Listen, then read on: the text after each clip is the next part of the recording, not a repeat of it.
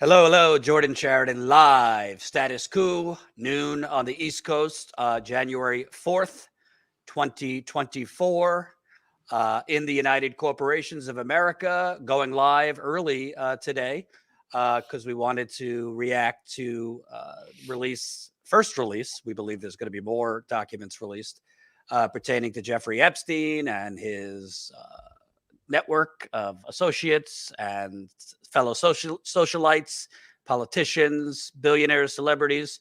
I should say, before we get to that, it is the new year, so there is another school shooting 4 days into this 2024, this one in Perry, Iowa. Last I checked, the police weren't given much information other than injuries. So, Colin, if you could keep an eye on that once we find out if anyone has died and any more details. But that's right out of Des Moines. So naturally, the media is covering not really as much the shooting, but what are the candidates' reaction that are in Iowa. So yeah, school shooting, high school in Iowa. Fortunately, I guess it seems the shooting happened like right before school started, so there wasn't everybody in the school yet pertaining to the kids and staff, but there, still was a shooting and there's reported injuries. So I'll update you if we find out that any fatalities. But Graham, we were talking off air. I have a whole sheet here of parts from 900 pages of documents.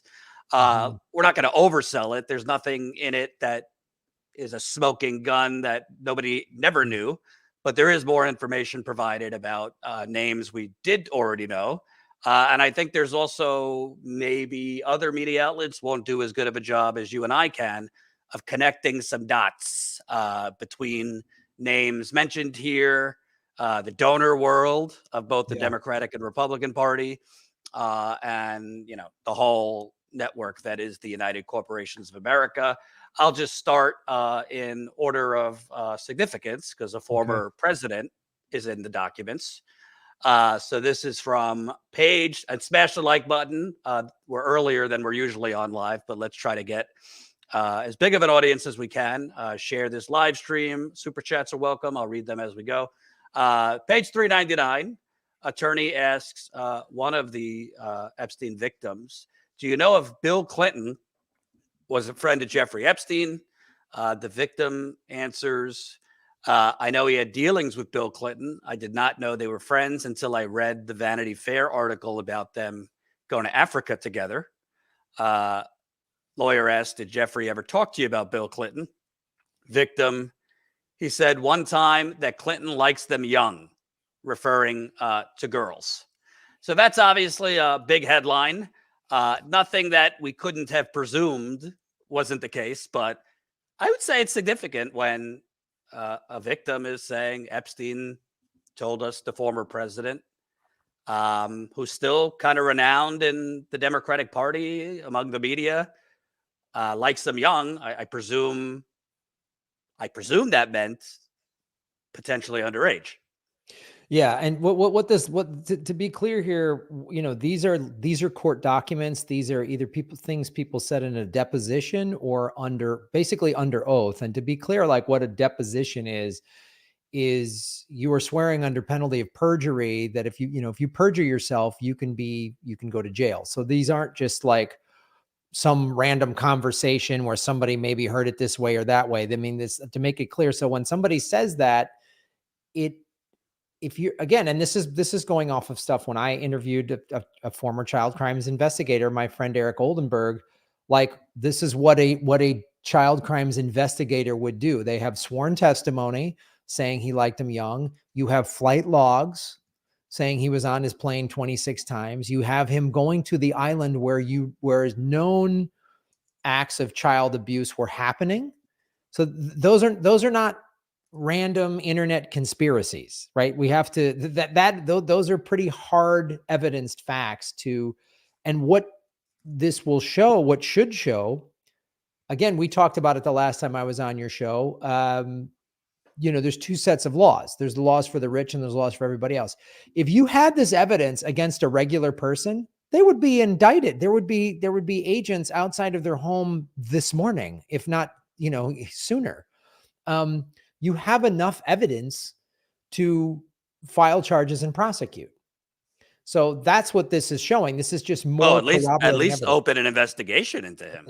At least should be an investigation. There at least should be, and the scope of this, you should have again, and some of the Trump people, the Trump supporters online are saying, "Oh, there's no mentions of Trump." Okay, like he didn't go to his island, so he's innocent. No, there's five flights that Trump took on his plane, and so that's plus all of the parties, all of the photos together, all of their interactions. So you combine this together, there is enough there. People were trafficked out of Mar-a-Lago, as we talked about Acosta.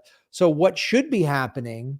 And look, Epstein was arrested while Trump was in office, and we talked about Acosta was in Trump's cabinet. Acosta gave Epstein a sweetheart deal in 2009 when he was a prosecutor in Florida. So what should be happening if we had a real government and a real democracy is a special prosecutor with the Department of Justice should be appointed right now. It should have happened several years ago, but with this new revelation, this is what should be happening. I want to spell out what should be happening to show everybody this will not happen, to show you how the powerful people, a lead prosecutor for the Department of Justice, should be opening up a huge investigation. They should be pouring through these documents and sworn testimony, and people should be brought in for questioning, because Jordan, that's what would happen if this was just a bunch of regular people had a sex trafficking pedophile ring, just a bunch of guys that made, $100,000 a year, put this together. And instead of a rich island, they just did it at their timeshare in, Florida or whatever. This is what would happen. Well, actually, I want to play a clip because a journalist who did a profile of Ghislaine Maxwell for Vanity Fair, I think in the 2000s, was not aware at the time of all of this. She was on, I think, News Nation, and she made a similar point. If you have that, Colin. What is your sense of the 200 names? How many of these people are just guilty by association? And how many people of the 200, again, not talking about the ones on the screen, actually have some culpability here and should be concerned? Well, look, the vignettes that are being portrayed of life in that house in Palm Beach and on the island, and the role of the women, actually, who are not household names, but who were working to bring in other women for sexual massages with Jeffrey Epstein, many of them children. To me, that is really, really disturbing. And I do have questions as to why there are not criminal investigations and charges. I mean, she's been saying that. I mean, if you also watch, I would suggest following Julie K. Brown with the Miami Herald. So the Miami Herald, she was kind of on the forefront. And part of the reason that this has been happening is the Miami Herald is sued starting back in 2019 to get these documents unsealed. The Miami Herald has been pushing really hard to get these documents out there because, again, look at how they went after R. Kelly. Look at Larry. Let's look at the Larry Nassar case, right? He was the U.S. gymnastics doctor. That was one guy, and he abused all these young girls. There was 100 witnesses at his trial. There was only allowed to be 4 witnesses at the Ghislaine Maxwell trial. Ann Farmer was abused. She was allowed to testify. Her sister, Maria Farmer, not allowed to testify. So this is it just reeks, because there's already precedent set. I mean, this should be the number one court case. And this would go on for years. As I stated in our last visit, this cop, Eric Oldenburg, when I had him on my show maybe 4 or 5 months ago, he had just testified as a retired officer from a case from 10 years ago, where in the state of Arizona, if you own one photo or one video of child exploitation, it carries with it each one carries a minimum sentence of something like 15 years. And they had this guy for all of these. And there's a ring, because when you have child exploitation videos and photos, you share them with other pedophiles, and that's how you uncover rings. And he goes, I said, what would you be doing as a lead prosecutor? He goes, I'd be going through the flight logs. Anyone that went to his island, I would be investigating every single one of these people. They would all be brought in and questioning. We would form a huge task force, because this is a multi-jurisdictional case. This is why we need the Department of Justice. But when you have presidents from both political parties, and you see Epstein very wisely donated to both political parties, that's when this is what everyone should be screaming for, is where is the prosecutions? When are these guys going to be brought in? Again, Prince Andrew should be at least flown to this country for questioning. Right. I want to, well, his brother is the king. So since the UK scratches America's back, yeah, we'll send you Julian Assange. I need to make this point too, since you bring up the royal family. The royal family has a history. The British royal family has a history of protecting and doing business with pedophiles. The Jimmy Savile case, Jimmy Savile and Nazis. Jimmy Savile was he had a TV, he was a late night talk show host in the 70s and 80s. He was a notorious pedophile, and he was allowed to come to Buckingham Palace numerous times. At then Prince Charles, now King Charles, he got access to all these people. He would kind of, now we know after him being prosecuted, he'd say stuff in interviews like, oh, they allow me to do whatever I want. Like, it's so there's a history of this, and they keep trying to say it's this one-off or this one bad apple, or, hey, I just went to his island once, or whatever. You see how systemic it is, and it's horrifying. And are we really going to let the world be run by pedophiles? I want to read another part of this. And again, like you said, this is depositions, emails, legal filings, other names mentioned, Bill Clinton, Doug Band, who was Bill Clinton's body man and like top aide for 20 years, Prince Andrew, Jean-Luc Brunen, Glenn Dubin, hedge fund billionaire, Bill Richardson, former governor of New Mexico, ran for president in 2008. Thomas Pritzker. Bunch of others we'll get to. But to me, this is actually even more damning for Clinton than he likes young girls, which is pretty damning. But to me, this is worse. Page 16, plaintiff admits she has, quote, not made allegations of illegal actions by Bill Clinton, but plaintiff has asserted that she spent time with President Clinton on the island of Little St. James, which is Epstein's Island, and that she flew there with the president in a helicopter piloted by Ghislaine Maxwell. In one article authored by Sharon Churcher, plaintiff said on one occasion, she adds, Epstein did invite two young brunettes to dinner, which he gave on his Caribbean island for Mr. Clinton shortly after he left office. But as far as she knows, the ex-president did not take the bait. I'd have been about 17 at the time. I flew to the Caribbean with Jeffrey, and then Ghislaine Maxwell went to pick up Bill in a huge black helicopter that Jeffrey bought her. She always wanted to fly, and Jeffrey paid for her to take lessons. And I remember she was very excited because she got her license around the first year we met. I used to get frightened flying with her, but Bill had the Secret Service with him. And I remember him talking about what a good job she did. I only met Bill twice, but Jeffrey told me they were good friends. Then this went on, the plaintiff in an unpublished and undated manuscript for a book, The Billionaires Playboys Club. She said, we all dined together that night. Jeffrey was at the head of the table. Bill was at his left. I sat across from him. Emmy Taylor, Ghislaine's blonde British assistant, sat at my right. Ghislaine was at Bill's left. And at the left of Ghislaine, there were two olive-skinned brunettes who'd flown in with us from New York. I'd never met them before. I'd say they were no older than 17, very innocent looking. They weren't there for me. They weren't there for Jeffrey or Ghislaine because I was there to have sex with Jeffrey on the trip. Maybe Jeffrey thought they would entertain Bill, but I saw no evidence that he was interested in them. He and Jeffrey and Ghislaine seemed to have a very good relationship. Bill was very funny. He made me laugh a few times, and he and Jeffrey and Ghislaine told blokey jokes, and the brunettes listened politely and giggled. After dinner, I gave Jeffrey an erotic massage. I don't remember seeing Bill again on the trip. I assume Ghislaine flew him back. The next big dinner party on the island had another significant guest appearance, being the one and only Bill Clinton. He is the only president of the world to be dismissed from his role as a world leader because he was caught with his trousers around his ankles and had 2 stains to prove it. And this goes on to say, similar talking. Bill was teasing the girls on either side of him. So even though in that part, she's not alleging, she's not saying I saw Bill on the massage table. Here is one witness saying I saw Bill Clinton on the island.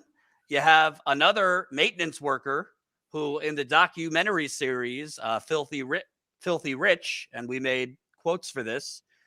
This is from Steve Scully, Epstein's maintenance worker. I was there for maintenance on Jeffrey Epstein's island, telecommunications and data equipment. He wanted a private cellular network. I wonder why. Private, very important to Jeffrey Epstein. I was on the island probably 100 times. I was ultimately in every single building that existed on the island at that time. And I would say every other month, I would see guests on the island, and the guests almost always included young girls. I saw Alan Dershowitz on the island. It was more of a business meeting. Another time I saw Bill Clinton sitting with Jeffrey on the living room porch area, which was Jeffrey's favorite spot.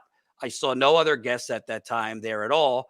I just said, hey, wow, Jeffrey's sitting with Bill Clinton. Bill Clinton says he was never there. You got 2 people who I don't see a motive for them to lie about it, saying he was there.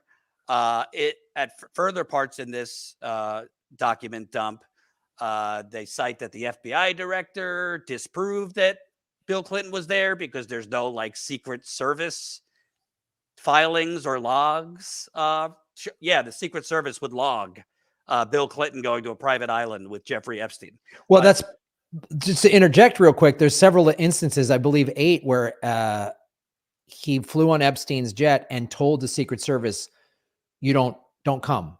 And just so people are clear, once you're president, you get Secret Service for life in this country. That's how that works. So you get Secret Service for the rest of your life. And he's on 8 occasions said, "I don't need Secret Service." So I mean, literally Secret Service. But I got to tell you, I mean, in my experience, I've covered the Flint water cover-up. I've covered big oil cover-ups. I've covered a lot of government cover-ups. The government official lies about something big once, they're probably lying about a whole lot of other things. We got 2 proven lies here. He lied about being on the island, which, I mean, there has to be documentation that he was, or there's not documentation, so you have to go with the witnesses. Are there other people that saw him on that island? Has there been communications between the Clintons, people associated with the Clintons, and these other witnesses to try and shut him up? And he lied about how many times he float on the plane. Gawker got the flight logs years ago. At that time, they reported it was up to 10. Fox News years later had flight logs. 26 times he was on Epstein's flight. He says he was on there 4 times. Those are 2 pretty big discrepancies that you would think there'd be grounds for an investigation, but none. And even if he wasn't doing anything, let's say for argument's sake, nobody saw anything. I don't think the former president would be stupid enough to be having sexual encounters with underage women out in the living room. I'm sure if he was doing something, it would be highly, highly private, out of sight. But he's sitting there with girls that look like they're 17, joking around, pouting around. Isn't that a little inappropriate for a former president? Yeah, I mean, again, it just goes to, Jordan, if this happened to a regular person, and there are these discrepancies. And again, if you ask any cop, detective, investigator, that you have eyewitness accounts of showing somebody there at a scene where crimes were committed, you have victims speaking up, you have written evidence like a flight log showing somebody there, and then the minute a suspect says something that lies, you kind of hone in on that person. Every investigator in any crime would go, wait a minute, why is this person being you just lied to me? So why, when you're lying about one thing, you're lying about several things. An honest person doesn't have to lie. An honest person goes, and they go, yeah, go through my books. I wasn't there. If anyone accused me of something, I go, no, I wasn't here. Look through everything. So there's too much hard evidence. There's too much hard evidence here. And all of these people need to be investigated. All of these people need to be brought in for questioning. And, I think one of the things that these ruling elites are very skilled at is, like a good defense attorney, just shifting the discussion, just shifting the debate just ever so slightly. It's like,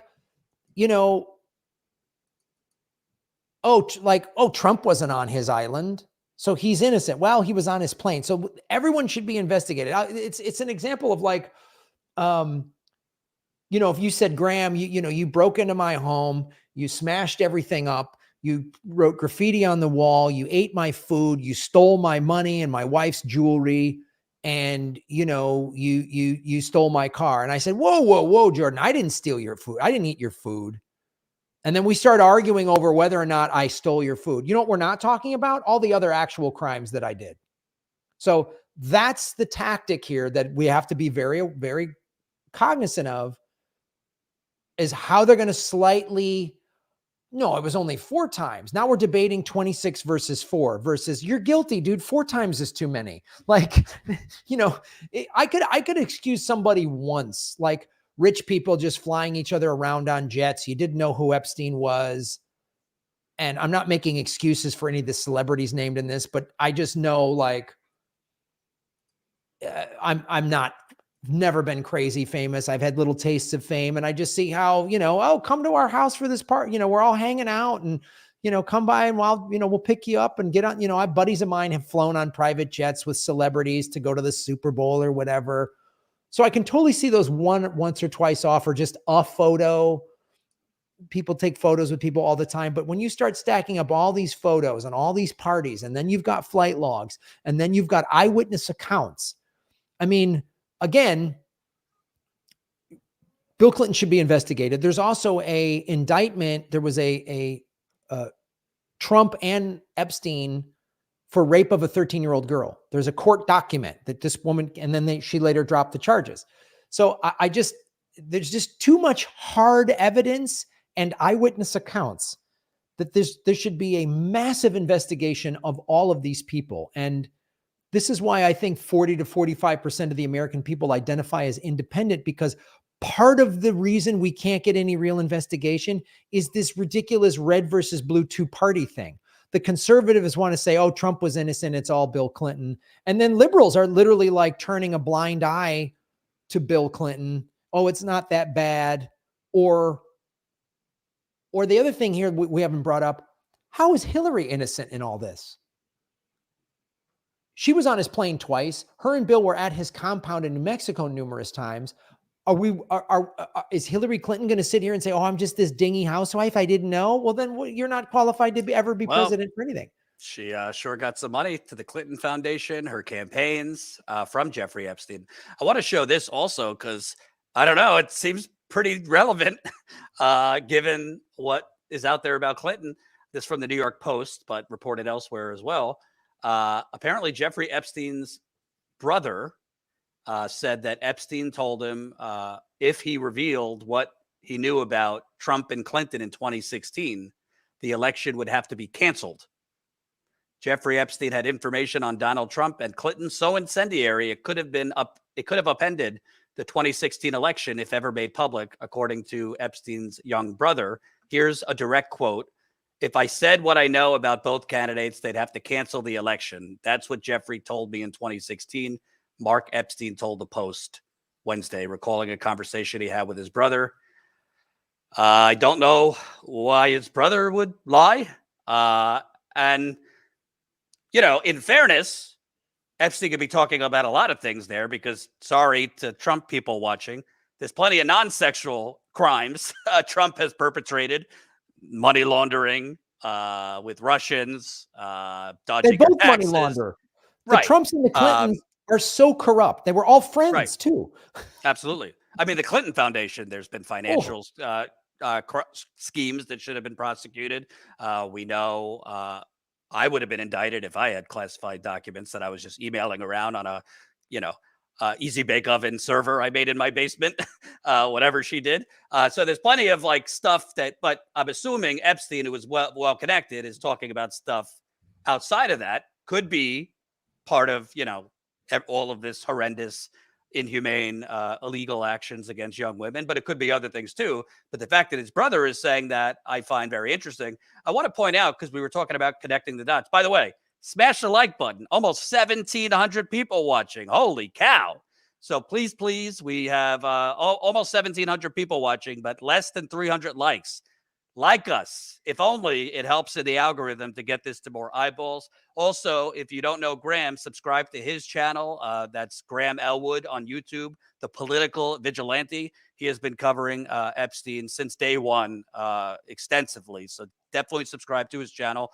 Please subscribe to Status Coup. We cover this and a whole lot more, including something radical, actually leaving the studio and covering things on the ground.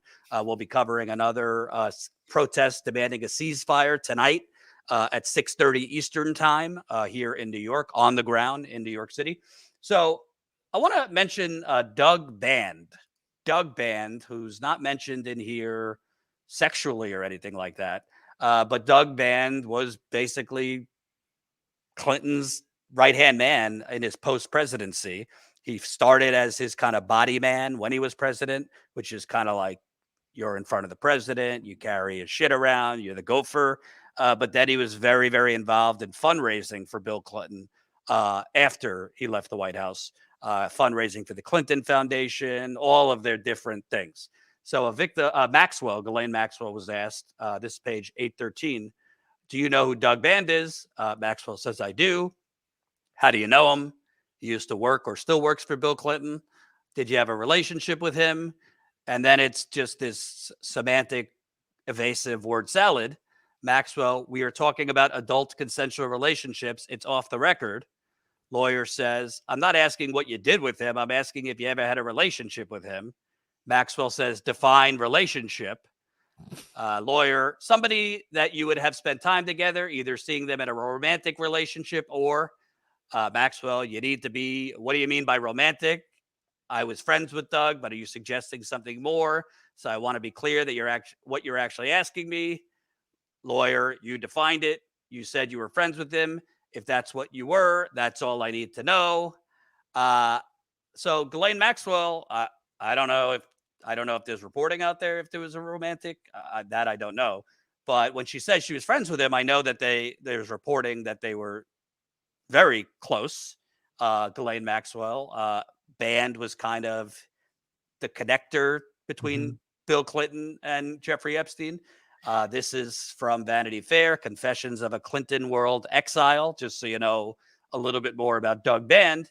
He worked alongside Bill Clinton every day for nearly 2 decades, first as a body man and then as one of the primary architects of his lucrative and often fraught post-presidency.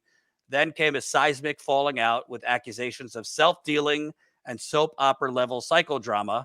Now he's, doing his spiel, talking out and trying to land a book deal. This was years ago in 2020. But I find it, in terms of connecting the dots, she won't answer. Please bring me the Merriam-Webster dictionary on what romantic is. She won't answer if they had anything going on romantic. She's being evasive, and they were close friends, meaning somebody, one of Clinton's closest confidants was very connected to that world. Yeah, I mean, what this shows is several things. Having gone through the Maxwell back in 2021 when her trial was happening and going through some of these depositions and how just lying and evasive, she just sounds so guilty. She just always goes into these word semantic things. Well, define, it's like, well, come on, like you know what you're being asked. But the Doug Band thing, this is the thing with Epstein. Any of the people that come into his orbit You start going, just uncovering one of these people, you see, wow, like they're into all this corrupt, like there's nobody that's unscathed that's in this orbit. No way, because they're the wealthiest, most powerful people in the world. And they all, whatever, if they work at a bank or a hedge fund, I guarantee you there's some corrupt stuff there. So when you want to talk about Doug Band, you have to look at several things. First of all, the Clinton Foundation, as we both know, is really, really corrupt. I mean, it was in the New York Times did an article that came out, I think in 2009 or 2010, about how when Hillary was running for president the first time in 2008, there were 20 countries that donated to the Clinton Foundation. And when she became Secretary of State under Obama, all 20 of those countries got defense contracts. So that was one of the things that Julian Assange uncovered, was how the Clinton Foundation, a lot of these people's foundations are very corrupt, were used to gain influence. You donate to the Clinton Foundation, and then as long as the Clintons are in power, they can then give you something for your donation. So if Doug Band was anywhere involved in the Clinton Foundation, then you know he's corrupt. And if you work that closely to the Clintons, you're going to see their corruption. You're going to see, and if Band is mentioned in these Epstein documents, then that means he saw at least enough. Like, again, is he going to see Bill Clinton having sex with a child? Probably not, because Clinton is going to keep that very close. But he's going to see all of these things that, like, as we talked at the top of this show, connect the dots. Like the eyewitness statements showing Clinton on Epstein's Island sitting next to young girls. Like, I bet you Doug Band has a bunch of this stuff too. And what the Clintons, if you look at the Clintons, anyone that works close to them, I mean, eventually leaves and goes, man, these people are really corrupt. Or they, have, I mean, the Clinton body count is, I hate to go down that sort of, because there's a lot of QAnon-y and, right wingers down that path, but it is peculiar that all of these people that have worked close to the Clintons have, unalived themselves or had weird deaths or whatever. I mean, that's just a weird coincidence. And Doug Band. Well, I should show this also. Mhm. This from the Wall Street Journal. Clinton Foundation's fundraisers pressed donors to steer business to former president. This was part of what WikiLeaks released.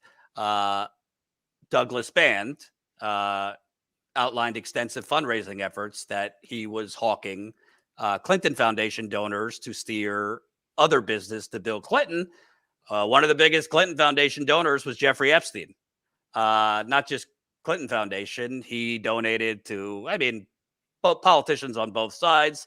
I have it here. He donated to Chuck Schumer. He donated to Bill Clinton, Hillary Clinton, Bob Dole, Republican or two as well. I don't have it here. George Papa Bush, George H.W. Bush. So, he went around, but Jeffrey Epstein was key to the Clintons and others, not necessarily for his direct donations, but for what they call bundling. So he helped steer in other bigwigs in his network for the Clintons, for Harvard. That's why Harvard kind of looked the other way. So yeah, he gave money too, but it was all the rich people he knew that could donate to the Clinton Foundation, show up for the Clinton Foundation's yearly, whatever their international summit was that they did. So maybe you look the other way. Even if you want to give it the benefit of the doubt that Clinton himself was not directly involved with underage women, I would say it's still possibly a crime to knowingly witness illegal activity and do nothing about it. He is the president, former president. I think he knows people in the Department of Justice. Well, it supports a lot of consistent stuff, which is, again, this has all come to light. You and I talked about it last time I was on your show. Of one of the things that Epstein would do is have parties and with powerful men, and a butler would say, "Would you like a massage from a beautiful young woman?" The woman would do that. She'd actually be an underage child, and they would videotape the sex acts, and then Epstein would say, "I got video footage of you," and then the person would put money into Epstein's fake hedge fund. And also, so this is consistent with then, hey, we also need you to donate to the Clinton Foundation now that we've got this video footage of you. And also it's been revealed, Epstein was working, I mean, potentially with Mossad and the CIA. We definitely know the CIA because Acosta said as much. He said he was told to go easy on Epstein in 2009 in Florida because he was a CIA asset. And also Epstein's, Maxwell's father was with Mossad. And I'll just add this. When I interviewed John Kiriakou on my show, who's ex-CIA, who's a CIA whistleblower, went to jail for being a CIA whistleblower. I interviewed him on my show, I think in September of 2019. So about a month or so, September, October, about maybe 6 weeks after Epstein had hung himself with a paper t-shirt. And I asked John Kiriakou, what do you think this Epstein, suicide was? And John Kiriakou on my show said, he goes, when I first saw this, he called a buddy of a friend of his that's still active in the CIA. And John Kiriakou's first words were, this has to be the Israelis, right? It's an ex-CIA officer, not some conspiracy, vegan comedian. This is a CIA agent who was like, and he proceeded to tell me on my show that Mossad has 180 unregistered agents operating in the United States. So this is the thing with Epstein. You unscratch one thing, it opens up a whole new web. So if Doug Band's name is in there and these foundations are corrupt, they're using, intelligence with the CIA and Mossad. It is a web that regular people have a hard time getting their heads around. I don't know. If I've never had a romantic relationship with someone, I would just say, no, I knew him, her, but it was never romantic. She's like, Ron Placone's in the chat. Define is, the infamous define what you mean by is. So I don't know. By her answers, it seems like they had a very close relationship, and that Doug Band and Ghislaine Maxwell were kind of the middlemen and women for Bill Clinton and Jeffrey Epstein. I want to move on because there's other names. And, I saw a lot of MAGA people and, sorry, we're not team blue or red here. They're all corrupt, including Donald Trump and Bill Clinton. So if you're a MAGA stan and, you're going to be a little snowflake and go away when we point out the truth about Trump, goodbye. I don't care. But MAGA world was like, yeah, there's no mention of him with underage girls. Yeah, there's no, nothing, whatever. Well, there is some troubling things about Trump and Epstein, which we'll get to. Page 436, lawyer. We, as we were flying, this is the victim. We, as we were flying, Jeffrey said, why don't you go sit in the cockpit to check out the landing? Victim. So we're sitting there and the pilots told me to go back and tell him that we can't land in New York and that we were going to have to land at Atlantic City. Jeffrey said, great, we'll call up Trump and we'll go to, I don't recall the name of the casino, but we'll go to the casino. So, of course, that in itself is nothing damning. It's known that Trump hung out with Epstein. I mean, Trump has made comments in the past about knowing that Trump liked young women. So did Trump. I mean, this is Trump after Epstein's death. I've known Jeff for 15 years. Terrific guy. Not after his death, but after it was known. After he had been arrested the first time. Yeah. He's a lot of fun to be with. It's even said that he likes beautiful women as much as I do, and many of them are on the younger side. So it seems that Trump might have known some things were going on. I mean, Donald Trump, if you want to talk about a network, Donald Trump knows where the bodies are buried and who's doing what crimes in New York and elsewhere. But for you MAGA people, if you're so outraged about Jeffrey Epstein, don't forget that Donald Trump appointed the very prosecutor that basically gave him a sweetheart bed and breakfast deal. Colin, this is the tweet from Sarah Reese Jones, 2007. Alex Acosta, who would later be named Trump's labor secretary, made a non-prosecution agreement with Epstein that barred even his victims from learning about it. And if you open up the legal depositions from that, in September 2007, Epstein entered into a non-prosecution agreement that barred his prosecution for numerous federal sex crimes in the South District of New York. As a co-conspirator of Epstein, Maxwell was consequently granted immunity in the Southern District of Florida through this non-prosecution agreement. That was Alex Acosta as the prosecutor arranging this. Rather than confer with the victims about the non-prosecuting agreement, the U.S. Attorney's Office and Epstein agreed to confidentiality provision in the agreement, barring its disclosure to anyone, including Epstein's victims. As a consequence, the victims were not told about this agreement. And as part of Epstein's sweetheart deal, what did he get? Like 2 years in prison?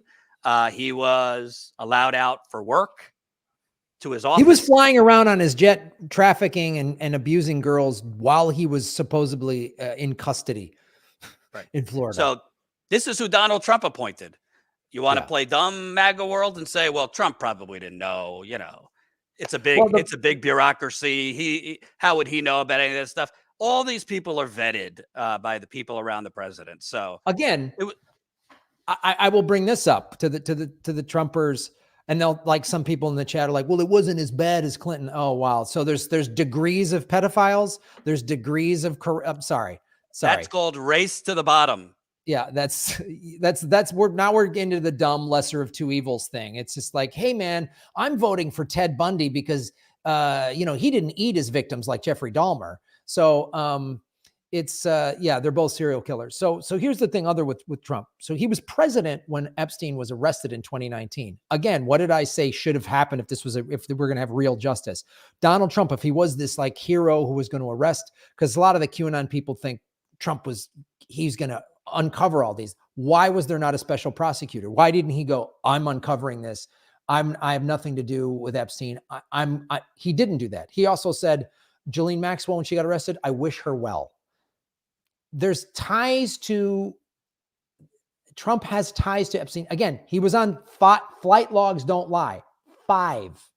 There was 1 flight that was uncovered in 2019. 4 more were uncovered in 2021 during the Maxwell trial, totaling 5. When these 4 got uncovered in December of 21 during the Maxwell trial, there was no outcry by the left. There was no outcry by CNN and MSNBC. You'd think they'd have a field day with it, because if they call out Trump, then they got to call out Clinton. And the MAGA people want to keep their heads in the sand, just like the Clinton blue MAGA idiots want to keep their heads in the sand. Can we all agree? Got over 2,000 people watching. I don't care if you're a tree-hugging lefty. I don't care if you're a rare steak, rib-eyed Republican. I don't care if you're a libertarian, politically agnostic, no labels, whatever. This is about child sexual abuse. Yes. So I don't care if it's Trump, if it's Clinton. You got to take off your, Trump MAGA hat, or your neoliberal, like I'm with her bumper sticker. Take off your red and blue and just focus on who is at fault, whether they were directly involved with illegal behavior with underage women, or they knew about it and said nothing for political and financial reasons. Yes. One is worse than the other, but they're both bad and frankly, both criminal. Yes. And I would say, when you start saying, well, it's not as bad as it's not as bad as Bill Clinton, do you really care about justice, or are you just being partisan because you like Trump? And on the other side, if you are a MSNBC viewer and this and that, are you going to there's a whole network, CNN, MSNBC, New York Times. Are you going to kind of, technically check the box and report the parts about Bill Clinton, but we won't investigate it, but we'll play up the Trump part, which we were seeing last night. So it's on both sides. It should not be political when you're talking about child abuse. That's what we're talking about.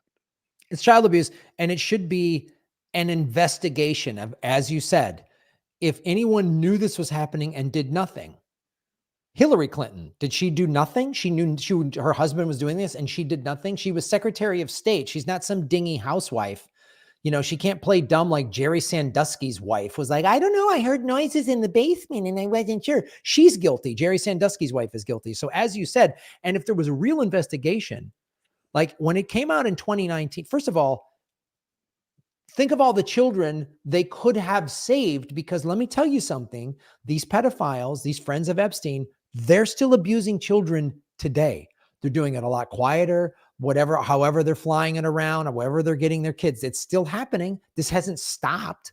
So if we're about protecting the children, then let's protect the children. And this is the stupidity of the duopoly in this country, is it creates morons that are they're so loyal to their team that they refuse to see the guilt of their team, and they only want to get the other team. So if we're, like you said, we're bringing up great points. And this is part of the problem, and this is deliberate. And I think there's bots doing this. We're debating, who is worse, Trump or Clinton? We should be focusing, as you said, children are getting abused. Children were abused. These victims' lives are never going to be the same. They're never going to be the same. They're never going to have normal lives. They're going to have to deal with this the rest of their lives. That's why they're called survivors, because even those who go to therapy, some of them numb out with drugs and alcohol. That's why they're called survivors. A lot of them end up ODing or just out suicide. So we need to focus on that. And I don't give a shit what your dumb hat says, if it's red or it's blue. I want to arrest pedophiles. I want to put them in jail, and if need be, put one between their eyes. I mean, that's my type of justice with regards to this. So this is why I love Batman, because he's just going to kick you in the throat. So this is what we need to focus on. And if you're blind to your friends, your beloved Hillary or your beloved Trump, their involvement, then you're a sucker. Just for the record, YouTube, we're not actually going to kill anyone. Just disclaimer. No. Yes. Because, total YouTube. disclaimer. Yes. Anyway, I want to move on. More connecting the dots. Bill Richardson, who was a big power player in the Democratic Party, never made it, as president or anything like that, was governor of New Mexico. He's dead now. Was governor of New Mexico, ran for president in 2008, was a big ally, connecting the dots, of the Clintons, served as UN ambassador and energy secretary under Bill Clinton's administration, endorsed Hillary Clinton, did a lot of fundraising for the Clintons' campaigns. He's mentioned in this as getting massages, and I don't think they were, medical massages. Let me read that part here. Lawyer, Ghislaine Maxwell told you to give a massage to Bill Richardson, correct? Victim, correct. Lawyer, when did Ghislaine Maxwell tell you to give a massage to Bill Richardson? Victim, I don't know the dates. Question, lawyer, other than Glenn Dubin, Prince Andrew, Jean-Luc Brunel, Bill Richardson, another prince, the large hotel chain owner, and Marvin Minsky, is there anyone else that Ghislaine Maxwell directed you to go have sex with? Victim, I am definitely sure there is, but can I remember everybody's names? No. So right there, the lawyer is phrasing the question, is there anyone else that Ghislaine Maxwell directed you to have sex with, includes Bill Richardson's name in there. And by her answer, it seems she's acknowledging she had sex with Bill Richardson. He's dead. He can't defend himself. But so you got reports that he was getting massages. Mm-hmm. We know of very few of these massages were non-sexual. And again, this is a high-profile Democratic Party power broker, ran for president, served with the Clintons, very close friends with the Clintons. It just seems to have a lot of smoke there. So let's connect some more dots. Epstein had a compound in New Mexico. And this is a compound that the Clintons were seen at numerous times. This is a compound where Epstein flew out a bunch of scientists to talk about his crazy eugenics, build a master race thing. And some of the scientists were just like, oh, hey, I was going to some billionaire might be funding my research project and realized, oh, Epstein's out of his mind. But this is also a name that did come up more. Stephen Hawking was there. So again, there's too much coincidence that the governor of New Mexico, there's witness testimony that he had sex with an underage girl. There's the financial ties to the Clintons. Then there is the Epstein had a compound in New Mexico where he was governor. So if there's any reports, hey, there's abuse of children coming at this compound, this is where the governor can come in and go, nope, squash these reports. Because this is, again, how these pedophile rings run by powerful people. The people in power come in and squash the reports. We talked about it on the last show about how Disney came in and told Amy Rohrbach at ABC News, don't cover the story. So the pattern is the same. The powerful people come in, There's money being dealt with in terms of campaign donations or foundation donations, or money being invested in these fake hedge funds. And then there's key people in place to protect the power. And so New Mexico and Bill Richardson, it's more dots to be connected. And also, argument's sake, let's just say some of these men, Bill Richardson, it was not sexual. You're a former governor. You can have like a professional masseuse come to your home. They could be, it's technically okay if they're in their 20s or something like that. But like, don't you think there's something wrong with you going to this guy's mansion? And like, you're not going to a hotel with your wife and going to the spa, which is perfectly fine. Don't you think something's wrong there? Yeah. If you're being invited for massages, even normal, it's just something's very wrong there. And there's no way people aren't talking. There's no way people aren't going, oh man, have you been to one of Epstein's parties? There's no way people are just like, there's not even rumors floating around about this guy. There's no way. Look, working in show business, man, people, the rumors started floating around about Louis C.K. This started floating around and I didn't know about it. And when I first heard about it, it was about a year and a half before it came out what Louis C.K. was doing. What Louis C.K. did is awful, but it's pales in comparison to what Epstein was doing. But everyone in comedy started, oh yeah, Louis, And when I heard about it, I called him out on Twitter, and about a year and a half prior. And so, but that's one comic just doing really creepy things, being a sexual predator. And everyone in comedy started to know about it. Bill Cosby, Hannibal Buress, everyone kind of knew. Everybody saw Cosby do stuff. And what Epstein, the scope of his pedophile sex trafficking is light years ahead of what these creepy guys, Bill Cosby and Louis C.K. did. And everybody knew about it. So there's no way you can tell me anyone didn't know. There's no way you can say there's somebody who just, I went to Epstein's party and then saw this shit and was like, this is creepy, and didn't talk about it with anybody. There's no way. Or dude, you got to go to one of his parties, man. Like there's no way. There's no way, which then goes back to people knew. And even if they weren't, they were either participating in the abuse of children or they turned a blind eye. And I also want to make a point that I think is important. And this isn't just about Trump, but any of these people. When MSNBC and CNN, particularly MSNBC, was put, pants on fire, Trump is saying nice things about Putin. And they reenacted this Cold War, he is working with the Russians. I always said, no, there's a much simpler explanation. Russia, and this is just known, are his biggest clients for the Trump real estate industry. There is Russian oligarchs. His son has said so on the record that their biggest clientele is in Russia, of course, and many of whom are Putin's crony oligarchs in his network. Of course, he's not going to knock Vladimir Putin when Russia is, their biggest client. So when people are questioning why is Trump so deferential to Putin, there was business relations, there was financial ties. Then you could wonder, why is he saying nice things about Jeffrey Epstein and then playing dumb after he's arrested for a child sex ring? Is there financial reasons, or does Jeffrey Epstein have something on him?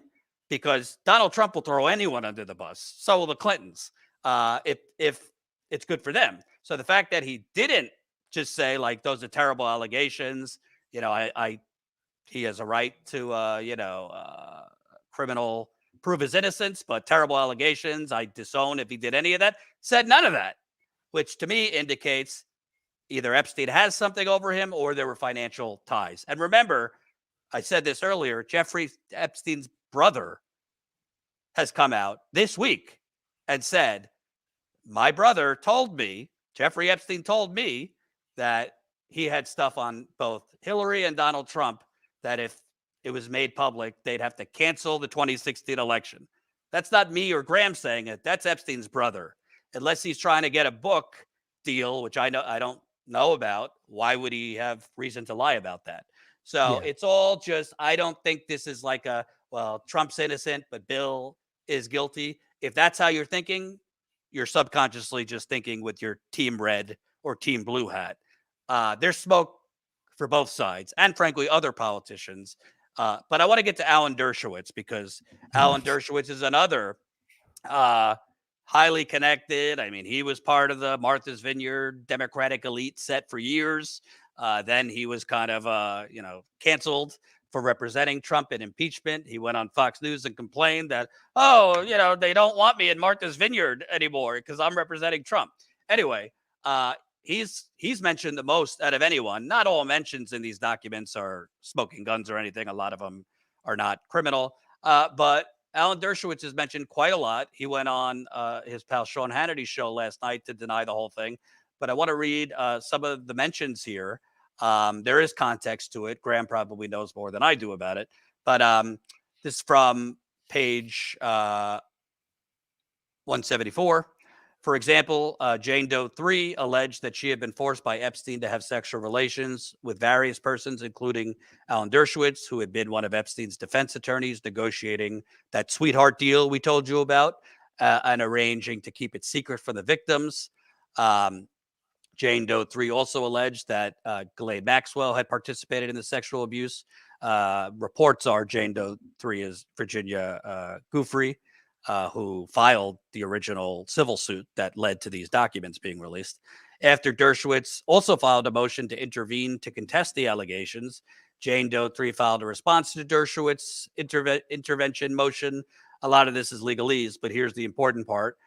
There's other sworn testimony from one of Epstein's household employees, Juan Alessi, that Dershowitz came pretty often to Epstein's Florida mansion and got massages while he was there. Other sworn testimony from another Epstein household employee, Alfredo Rodriguez. Dershowitz was present alone at the home of Epstein without his family in the presence of young girls. Epstein himself refused to discuss Dershowitz's involvement, but instead invoked his Fifth Amendment right. Dershowitz went on Fox last night. It is true that Virginia Giuffre, who is one of the victims and has blown open a lot of this case as a whistleblower, that she did say, this is from CNN years ago, 2022, quote, "I now recognize I may have made a mistake in identifying Mr. Dershowitz." She said, this was after, she sued Dershowitz.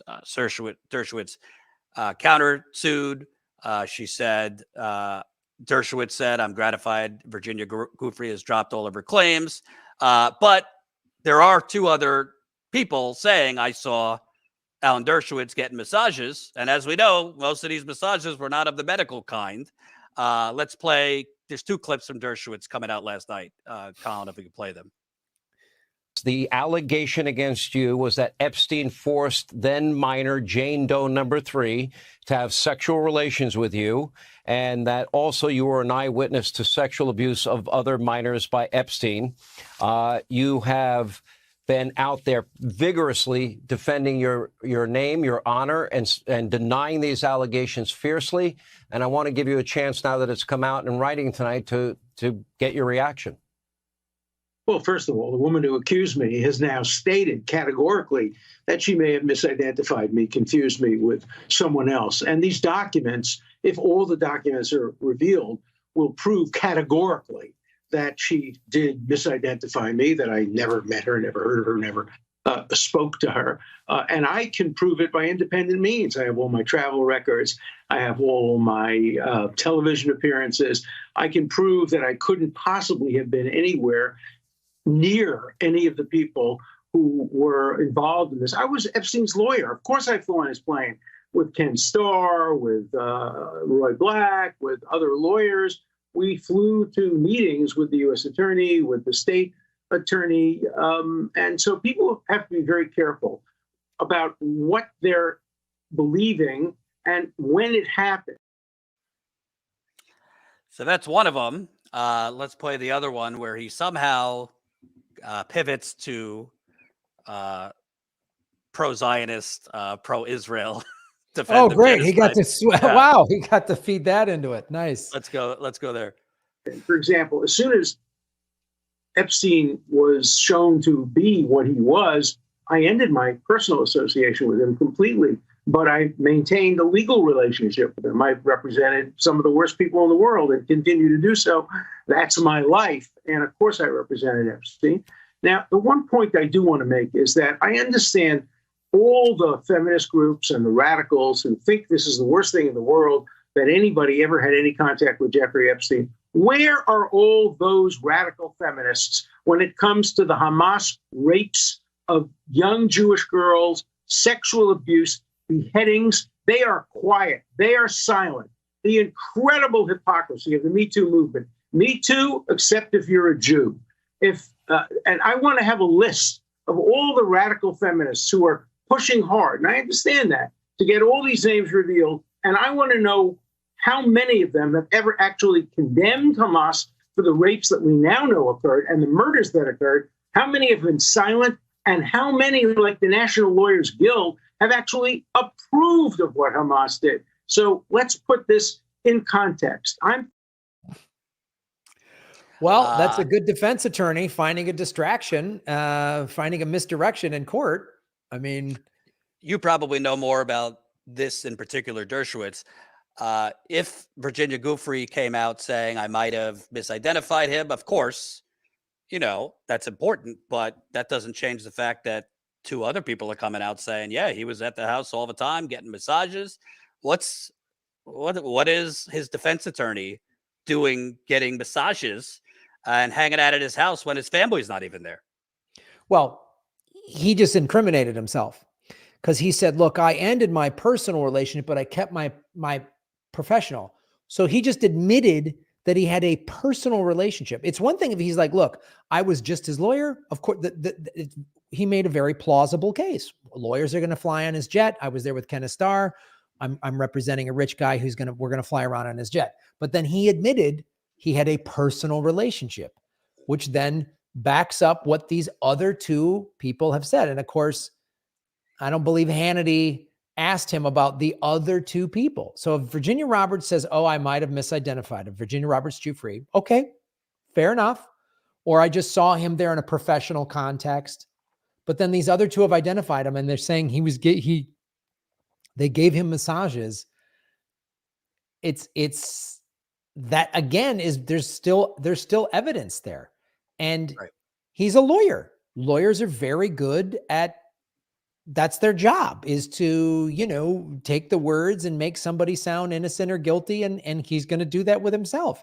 And then this Hamas thing, again, the beheadings, well, that's been debunked. The beheadings did not happen.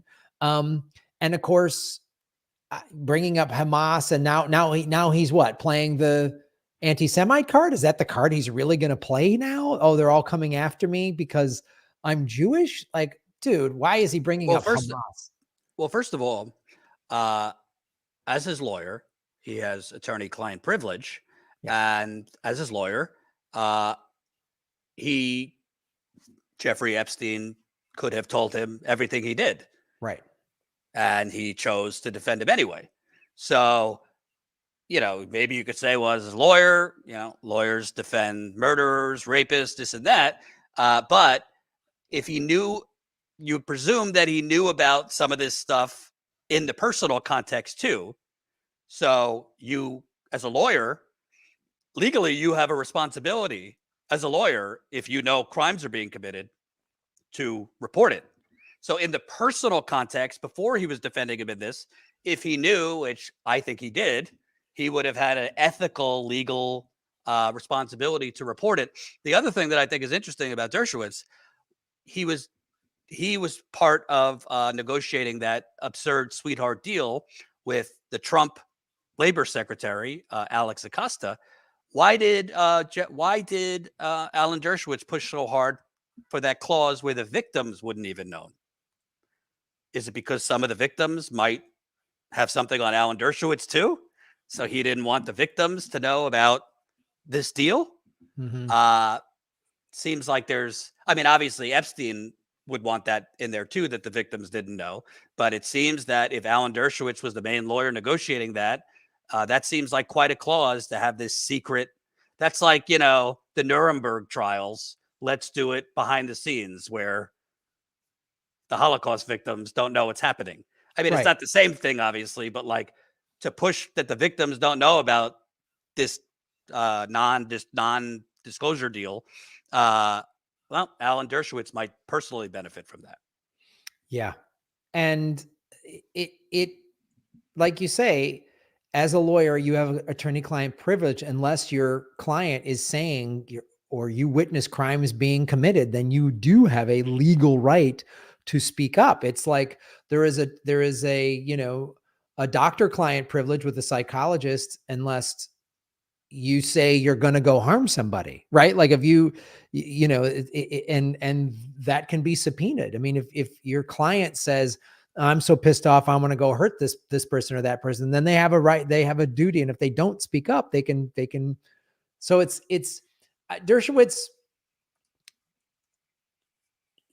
again, there's just too many dots to be connected here. If he goes, look, it'd be one thing if he's like, look, I've never hung out with him professionally or personally. I was just his attorney. I represent a lot of bad people. That's what I do. And there's no evidence.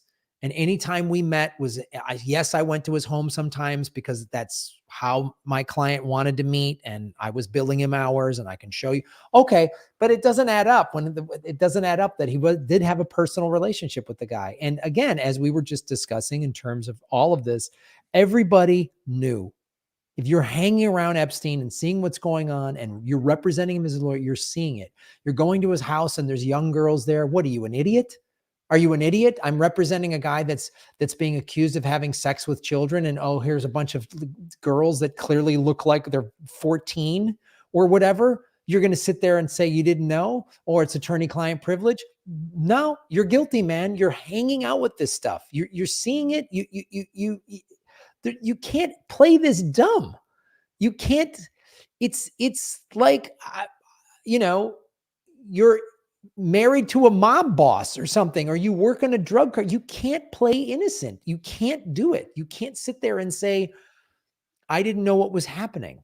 And also, we were talking earlier about if it's really, about protecting the children and protecting kids from being abused. One of the things Maria Farmer brought up in her lengthy interview with Whitney Webb is all of the girls and children she saw when she was being trafficked that would just disappear. The poor kids. So how many of these, like, oh, this kid might come speak out against us, and they killed them. They disappear. So there's potential murder investigations that should be happening here on top of the pedophile and sex trafficking. And it's being deliberately covered up because the most powerful people, the Clintons, these are the worst, and the Trumps, these are the worst people. The ruling elites are horrible. The red and the blue is literally just to keep us distracted. It is professional wrestling. They just want you to buy jerseys and hats, and it's a scam. So people need to let go of that in America. I'm reminded of Brian Bosworth. I just want to tell this story in terms of the red and the blue. He was a college football player in the 80s and 90s, very popular. And he was a big outspoken figure, and he had the shaved haircuts, and everybody knew who he was. And he played for Oklahoma, and they were the #1 team in the country. And when they played their rival Nebraska or something like that, there were T-shirts when they went to play Nebraska that said, "I hate the Boz" or whatever, right? Brian Bosworth owned that T-shirt company. He sold T-shirts to people that hated him and made money. He sold T-shirts to his fans that said Boz is great, and he sold T-shirts, right? I give that as an example of what the two-party system is. It's a complete scam, and they just want us to buy hats, blue or red. It's a big business. We're going to see it. There's going to be billions of dollars spent in this next election cycle. So let go of that red, blue. Trump is guilty. So are the Clintons. So is anyone. Like, these ties. There's no way they didn't know, and there's hard evidence and eyewitness testimony on top of it. Wake up, everyone's guilty, and pressure the politicians. Why is there not an investigation? How come Maxwell, we've had 2 arrests. Epstein, who hung himself with a paper t-shirt, and Maxwell, that's in a minimum security prison in Tallahassee, Florida. And we've seen no mugshot of her. We've seen no, you'd think the paparazzi would be following her all around. We've just seen these like prison phone conversations where she's pretending like, oh, Epstein tricked her into this life. It's preposterous. And I want to point out another entity that knew and knows about a lot of other crimes that they're helping to cover up: the media. I want to show this because it's very interesting. If you have that tweet, Colin, this is from Sarah Kendzior. She's an author. She wrote a book called They Knew, which talks about a lot of conspiracy theories that were actually true. And she extensively wrote on Epstein. And there was one part of the book that really stood out to me. Colin, if you just click on the pages she does a photo grab of, it's the second one. She writes, meanwhile, a flurry of media coverage emerged in the immediate aftermath of his alleged suicide. Long researched exposés published fast and furious, much in the matter of pre-written obituaries written for terminally ill celebrities.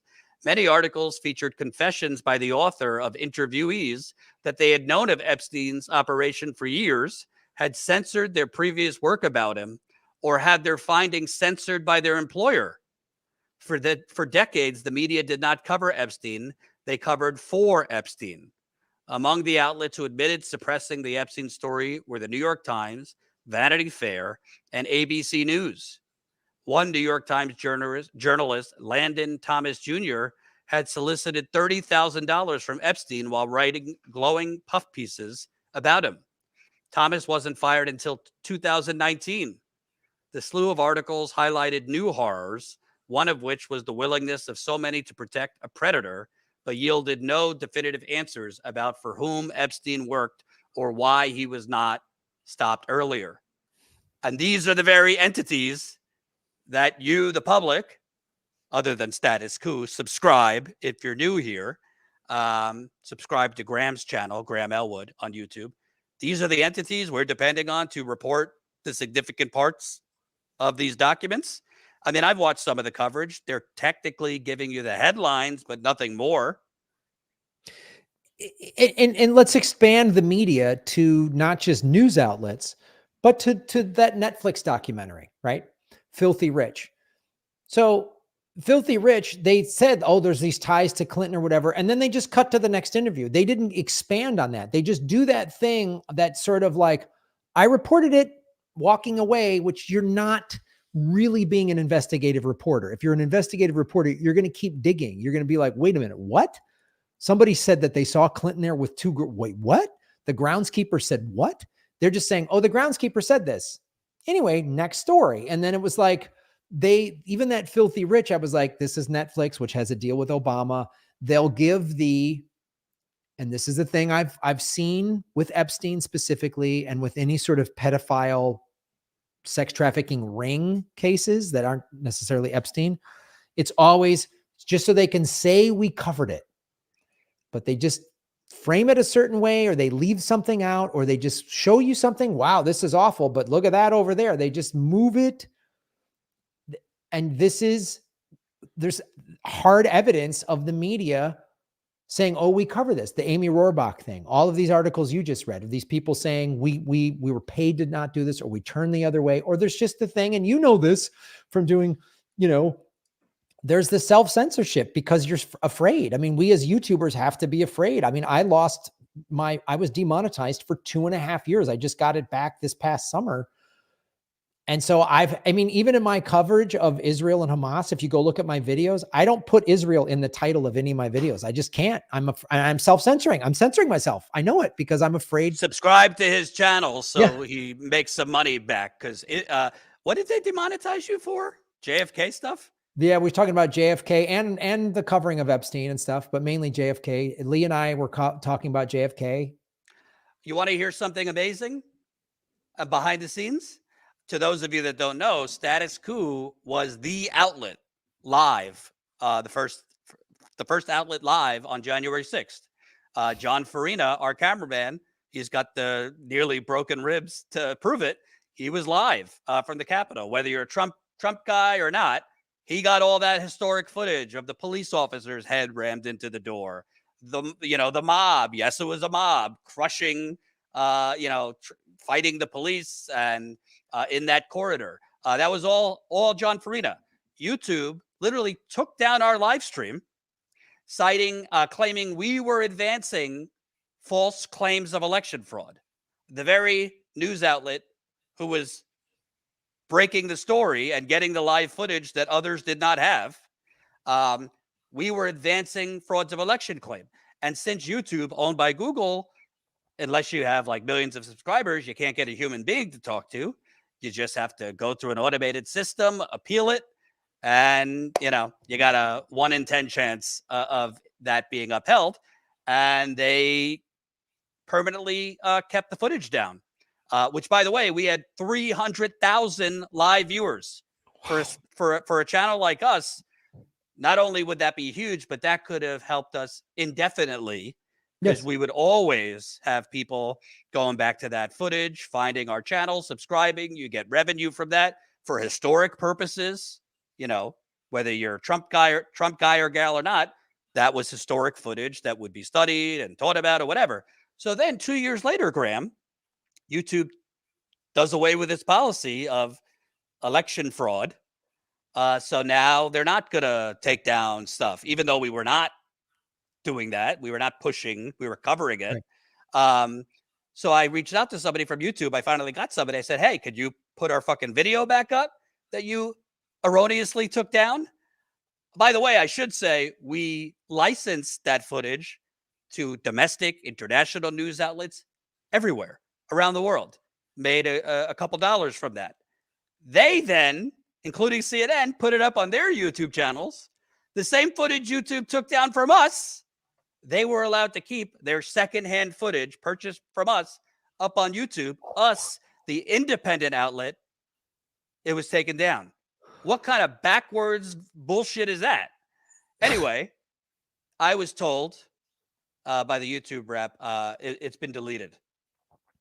I said, Google, which has more data than the fucking NSA and more storage, and I don't really think deletes things, they deleted our January 6th footage? Yeah. So anyway, that's our historic footage. Whether you're for or against Trump, I think we should all agree it should have been kept up. I didn't know at the time. Colin behind the scenes didn't know at the time that they were going to take it down, or we would have backed it up. But that's what we're dealing with here. So it's censorship, whether it's on this issue or other things. And by the way, I got more behind the scenes. For those of you who are new to Status Coup, I've been covering the Flint water cover-up. Yes, an American city was poisoned by its own government. A decade later, April is a decade, they still don't have clean water, and all the politicians who poisoned them have gotten off. You don't hear about this in the media because they abandoned the story a long time ago. I'm not going to get into details, but I've obtained serious behind-the-scenes evidence from the criminal investigation of one of the politicians, what he told investigators. I have this person under oath contradicting what this person under oath told Congress. I think that's perjury. And I pitched it to the Detroit Free Press. No thanks. I pitched it to the Guardian. No thanks.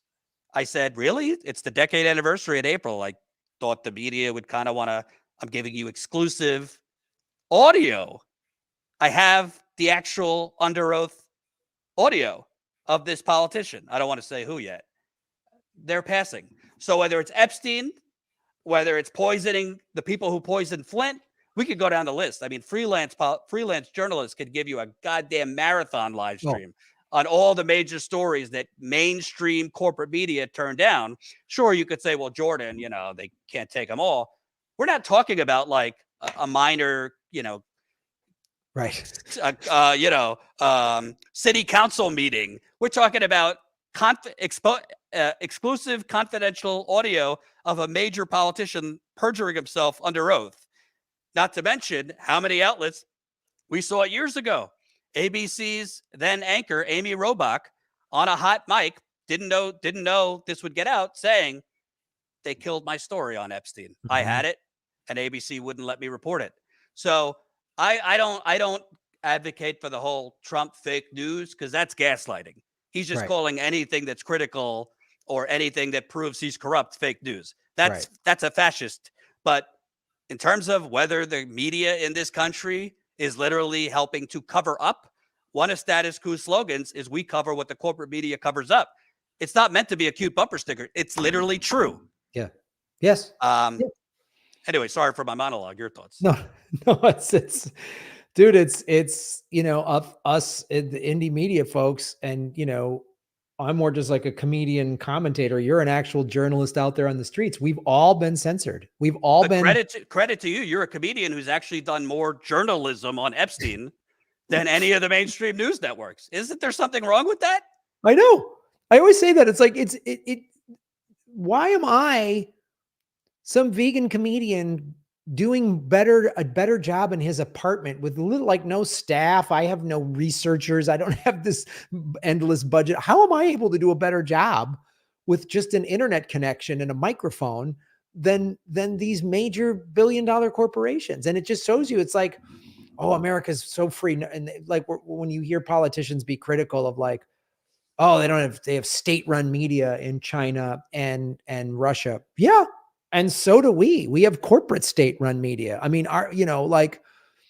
if people have asked me, Graham, you know, where would you live in China? And I said, well, if the Chinese government said, yeah, Graham, we'll pay you money to be a comedian and make movies, and you know, you can live somewhere where you can surf and the weather's nice, and you just can't be critical of us as the Chinese government, but you can talk about anything else, I would take that deal, actually, because it's more upfront than this fake democracy, freedom of speech crap that I'm sold here in America that is not true. I've been completely censored. I've had my home stolen from me. I've been demonetized for 2.5 years. I'm just now building back. I'm just starting now to get my numbers back, but I'm not making the money I was making. I mean, I was paying my bills through YouTube. I can't. So like, you know, I mean, that's why I'm such an advocate for Bitcoin, is it's the one thing they can't steal from me. And I would gladly, you know, live in if Russia had better weather and surfing, I'd probably be living there right now, because it's like, I wouldn't be messed with. And you just tell me, but that's not freedom of speech. I don't have freedom of speech here. We do not have freedom of speech here. We do not have freedom of speech here. You will be censored. You could be flat out locked up the way they've done to Julian Assange, or they'll just financially censor you. They'll just make it so hard for you to do what you want to do that, I mean, look at my comedy special that came out last year, Manifested. It's highly political. It criticizes both the political parties.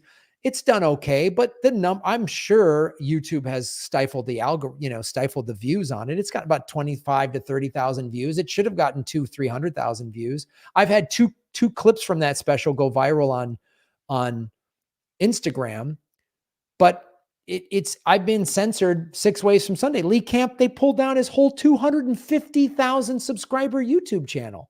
I mean, where is all this freedom of speech here? Show it to me. Where is it?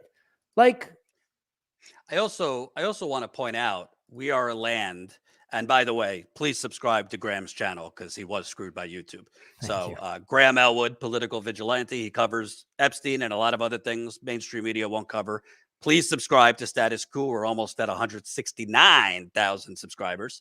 By the way, if YouTube wasn't fucking us, like YouTube has openly said, we are suppressing non-authoritative outlets. We will favor authoritative news outlets, and they name CNN and Fox News. That's not an Onion headline. That's what the YouTube CEO said, naming CNN and Fox News authoritative. So if you're wondering why you see Wolf Blitzer in your feed all the time, but have never seen us, that's why. Anyway, I want to point out two hypocrisies. One, we talked about this the other day. I'm all for the Me Too movement. I mean, I was actually smeared years ago, or wrongly, when everybody was just guilty by tweet and nobody was even willing to look into anything. It was just If a woman is saying something, it's true. No, you have to learn the facts. But obviously, it did a lot of great things, bringing down evil monsters like Harvey Weinstein, among others. So I was all for the Me Too movement. But I think you have a lot of people who are not sincere or consistent that were figureheads in the Me Too movement. Because unless I'm missing it, I don't see Alyssa Milano coming out after this Bill Clinton stuff has been out there. Alyssa Milano, who's a big Democratic Party fangirl, she goes out and speaks at. She went out there for Biden in 2020. She's gone out there for a lot of Democrats. She was one of the top figureheads of the Me Too movement. Said nothing when Biden was accused, whether you believe Tara Reid or not. Silence. I don't think she has said anything about the allegations against Bill Clinton, and it's not just her. There's a whole slate of other top feminist Me Too movement figureheads that, if it's a Republican, a Supreme Court justice, a celebrity, whatever, they're leading the charge. If it's someone on their political team, they, conspicuously absent. Something's odd with that, and it goes both ways.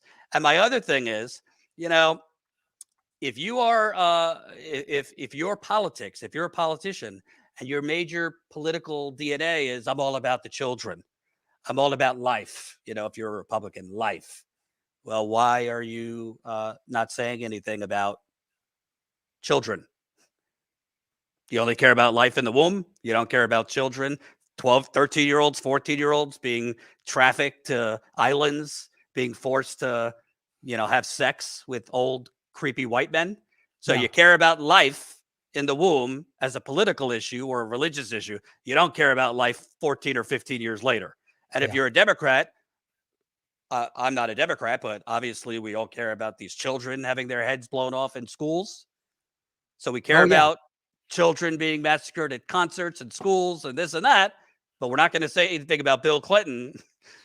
I mean, there's enough smoke to fucking, put down a major building here.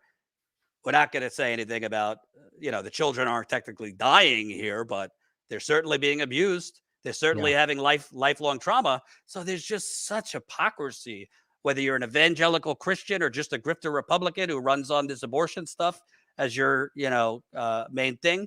You don't care, but you're not saying anything about clearly abuse against life, against children, and Democrats on the other side.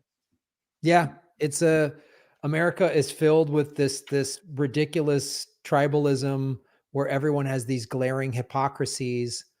It's like, again, the joke I always made is believe all women unless they accuse a Democrat. Then we don't believe them, and it's preposterous, man. So let's end with, we can't make predictions, but we're told this is not the only batch of documents that are going to be coming out. I would presume this would be the biggest, but I could be wrong. I don't know. Like we said at the beginning, there's nothing in here that's like technically stuff we didn't know. It's just additional context, additional information, all the names we knew. But do you think this will be like every mass shooting, covered for a day and then that's it? Or do you think maybe there will be further coverage or investigation? I don't think there'll be a real investigation, and I'd love to be wrong. I'd love to be proven wrong. I would gladly come on this show and my show and say I was wrong. The only way I think there's enough evidence, as we discussed, for at least an investigation to be opened by the DOJ and the FBI. There's enough. They'll release more documents. They said a couple of them are going to be released on January 22nd, so they might just sort of slowly release this. But we've already outlined why nothing's going to happen. The media is complicit in this. So they'll just cover it all. New names were listed, and then they'll go to their next story. And like we were texting yesterday, like they're going to release it January 22nd. I said, well, that's right in the thick of the NFL playoffs. So I'm sure that, or there'll be another bomb dropped right as they're kicking off Super Bowl Sunday in February or whatever.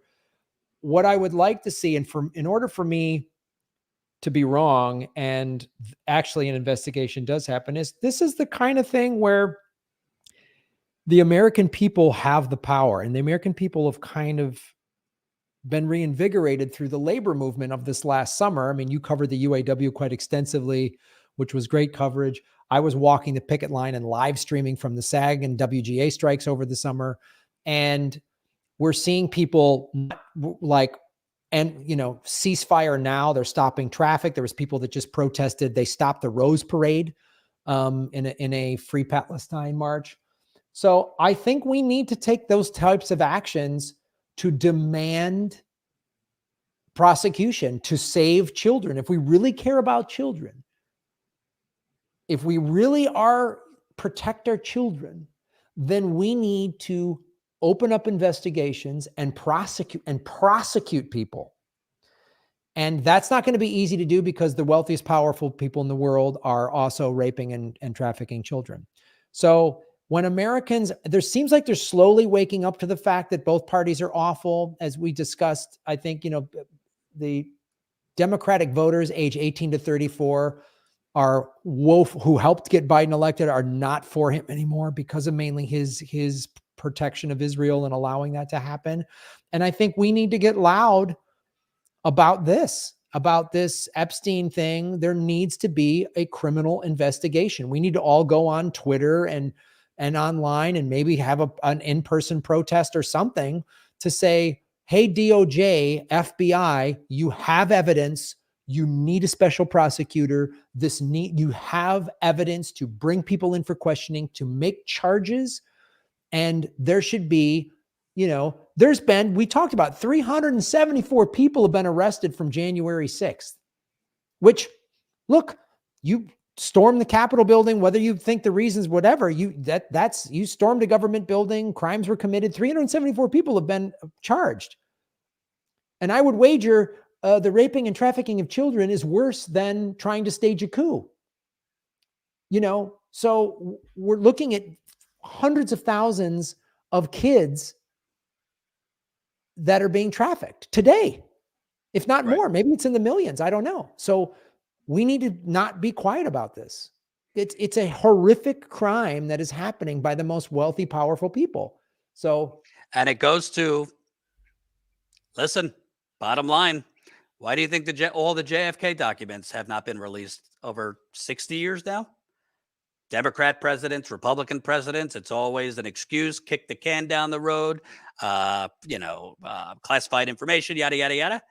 Perhaps because the presidents know if they release everything, it could bring down the government. Yes. Based on the truth. And maybe Biden, or if it's Trump, they wouldn't want the DOJ to investigate this because it might expose their team on both sides.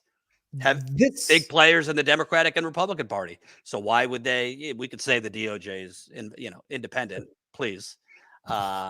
So it just seems like there's inherent conflicts of interest here, where you're not going to get a Democratic administration to have the DOJ investigate this seriously, or a Republican administration. No, and you're right, because the DOJ is not a nonpartisan, independent third party. It is very much a political organization. And when you have two corrupt parties, you're not going to get much in this, and they don't want to reveal it because, again, you bring up a good point in terms of JFK with the CIA, obviously. And another thing, when I interviewed John Kiriakou, I urge everybody to have an Epstein playlist and go back to 2019, see my interview with John Kiriakou. I said, does the CIA, condone, would the CIA, does it get kids for CIA assets who are pedophiles? And he goes, Graham, there's nothing in writing that says you can do that. But if you said, I have an asset, a CIA asset, and he likes kids, and I'm going to get him some kids to rape because it'll help, your CIA boss would just be like, do what you got to do. Again, a CIA whistleblower said that on my show. So that's part of why this isn't going to come out, or they don't want this to come out, because it'll show how corrupt. It's not even these two political parties. It's the CIA. It's the FBI. I mean, everybody's known about this. And so I think this will be one of the many things that'll lead to the complete collapse of the United States is that we have been so complicit. I mean, this is a global, sex trafficking is a global thing, and these billionaires operate without, look, they're in the Virgin Islands, they're in Paris, they go where the hell they want. But this will be the thing. The lack of prosecution on this is another thing that adds up to Americans' complete distrust of this country. And it'll also be one of the reasons why we are a collapsing. It's not, will America collapse? No, we are collapsing as we speak. By the way, just in additional news on corruption in America, this came out, I believe, while we've been live. Washington Post reports that while Trump was president, he received at least $7.8 million from 20 foreign governments. His company, I should say. This is why, they wanted Trump to separate himself from his businesses, which he really didn't do. But Trump's businesses received almost $8 million from 20 foreign governments, including China, because the Republicans want to go to war with China, Saudi Arabia, and Qatar while Trump was in office. So maybe that's why Trump didn't really have a problem with them dismembering Jamal Khashoggi, the Washington Post journalist, because he was getting money from Saudi Arabia. Anyway, yeah. So if you're a Trumpy, you're worried about Hunter Biden, which I say indict him too. You worry about them all. You worry about Biden making money from his son. Well, Trump's made $8 million while he was president from foreign governments, but we'll just put on our blinders. Let me read some super chats. Das Boss Fleiss, 249 euros. Graham is wearing the Mr. Spock colors. There you go. Tony D, $5. I just renewed and upgraded my membership. Yes, if you're new here, Status Coup, we are able to cover our on-the-ground reporting. We will be live tonight, 6:30 Eastern. That's 3:30 Pacific, on the ground from another protest in New York City. This time, it's actually Jewish people protesting for a ceasefire. So that's going to be, I believe, at the Israeli consulate. They are Israelis protesting for a ceasefire. So we've been covering a lot of the pro-Palestinian protests. I think we've covered over maybe between 10 and 15 at this point.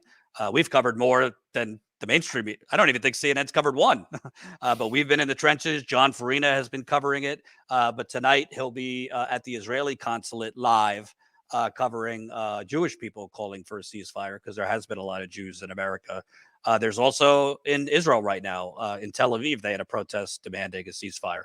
But that on-the-ground coverage costs money. That's why so few don't. So if you have $5 to $10 a month, sign up, statuscoup.com/join. You can become a member for $5 to $10 a month. We also cover labor, as Graham said. Don't wait for the Democrats or Republicans to save you. Workers, strikes, organizing for a union. That's the last time America had any sense of economic equality, not for black and brown people or indigenous people, but for the rest of us, was when you had strong labor unions in this country. That's why the Republicans and Democrats together have destroyed organized labor. So that's why we're covering the resurgence and the fight back. Thank you, Tony. John Ramsey, $10. Thanks, John. My opinion, $10. Graham is speaking the truth, and I love it. Get more of that over at Graham's channel, Graham Elwood. The links are in our description to his channel. Watt one, $5. Do you think the forensic from the island will be reviewed? CCTV footage, DNA. Shouldn't more attention be given to this? I'm not a forensics expert, but I'm pretty confident if there was forensic evidence there, I'm not sure it's still there. Graham? Yeah, that's the other thing. I mean, from the island, from Epstein's penthouse. I mean, you saw the FBI agents wheeling out in 2019. All of that's, where is that evidence? There's video footage. Epstein videotaped all of this stuff. Where is that?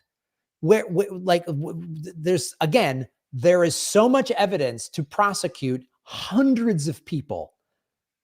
There's no excuse. Yep. The Big Dumb Animal, $4.99. Thank you, Big Dumb Animal. Deha, $4.99. They care about life insofar that it provides military cannon fodder, cheap labor. Damn straight. Damn straight. Yep. Yeah. I mean, to me, I've always said, because Flint is obviously a story I've covered now for 8 years. It's not just about the water. It's about the corruption. It's about the racism. It's about the greed. To me, obviously, first and foremost, this is a story about sexual abuse.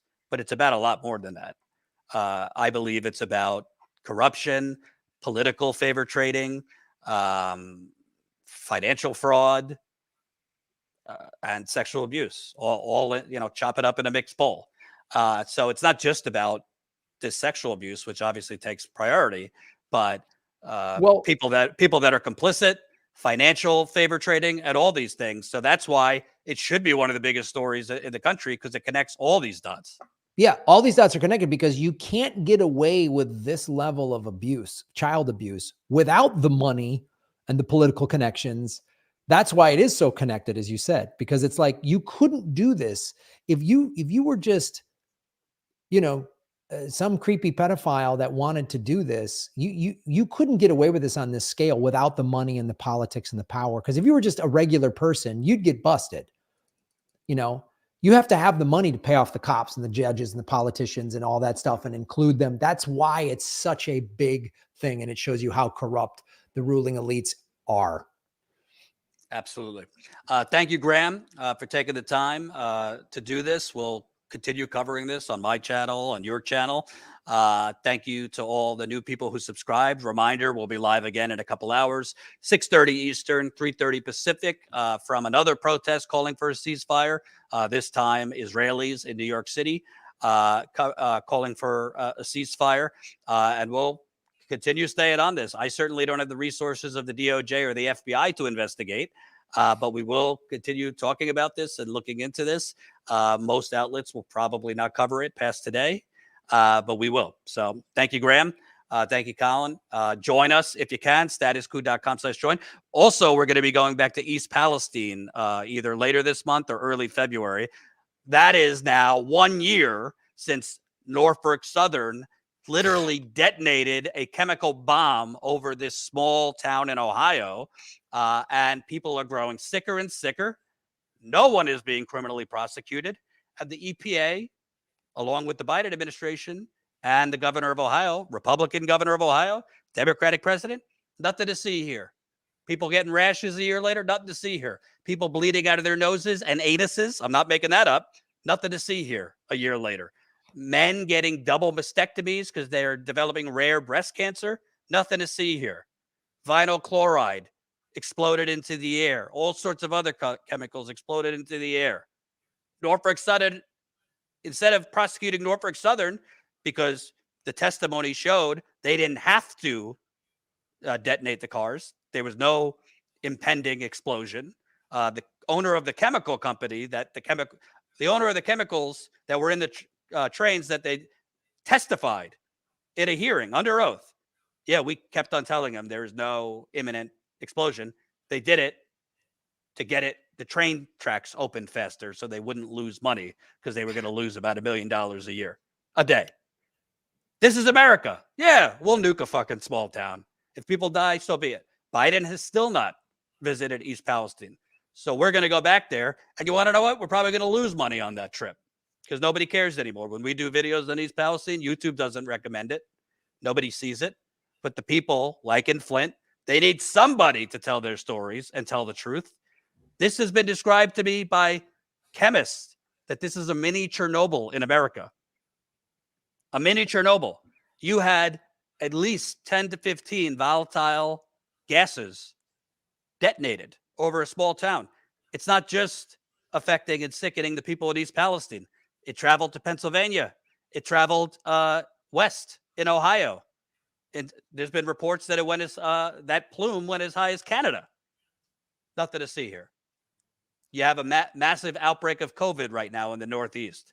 Hospitals overrun. Well, people are sick for some reason in the country, the media reports. Not going to mention COVID. In Italy, their hospitals are overrun with COVID. Won't mention it. Sorry to trigger you if you're a COVID truther. We don't need to mention it. We're going to have a mass disability epidemic in this country in 5 years from long COVID. Got to get back to sports and concerts and capitalism. I digress. Enjoy your lunch. We'll see you later. We'll see you later for the protest at 6:30 Eastern. Thanks, Graham.